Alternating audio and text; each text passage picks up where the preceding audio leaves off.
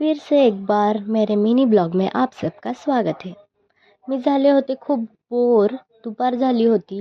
मला खूप कंटाळा आलेला, फोनला चार्जिंगसुद्धा नव्हती, त्यामुळे मी चार्जिंगला फोन लावला होता. तितक्यात मम्मीचा मागून आवाज आला, हर्षदा बाळाला खाऊ घाल. मी बाळासाठी भात घेऊन आले. पिलू, तुला खायचं नाहीये का खाऊ? शना ओ मा खूप प्रयत्न करून सुद्धा हिने माझ्या हातचं काहीच खाल्लेलं नाहीये. हिला फक्त माझ्या मम्मीच्या हातचं, म्हणजे तिच्या आईच्या हातचंच भरवलेलं आवडतं. मम्मीने खाऊ घातलं की ती पोटभर खाते. ही माझ्या बहिणीची छोटीशी गोलू मोलू शोना, माझी बेबी आहे. ही माझं पिल्लू आहे, माझ्या ताईचं बाळ, क्यूट असं. हिचं खाऊन झाल्यानंतर मी मम्मीला बोलले, आता काहीतरी करूया, मला खूप बोर होतंय. तर मम्मी बोलली, चला बस्ता बांधायला जाऊया. आम्ही बस्ता बांधण्यासाठी निघालो.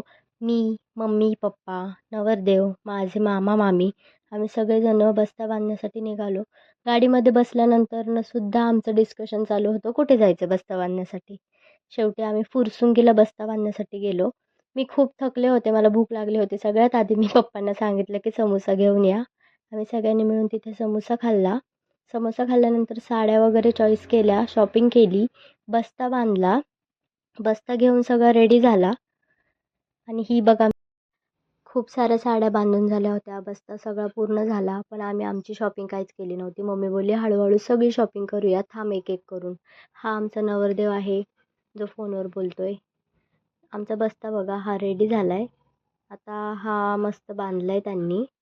बांधल्यानंतर त्यांनी आम्हाला गाडीपर्यंत तो नेऊन दिला. आणि नंतर आम्ही निघालो घरी जाण्यासाठी. घरी जाण्यासाठी ट्रॅफिक भयंकर होतं. ट्रॅफिकमध्येच आमचे 1.5-2 तास गेले. आणि यामुळे सर्वांना भूकसुद्धा लागली होती, कारण आम्ही सकाळपासून बाहेर होतो. खूप सारी शॉपिंग केली, त्यामुळे जेवणाकडे सुद्धा लक्ष नाही गेलेलं. म्हणून पप्पाने आम्हाला रात्री हॉटेलमध्ये नेलं डिनरसाठी. आम्ही डिनर झाल्यानंतर बस्ता घेऊन घरी गेलो.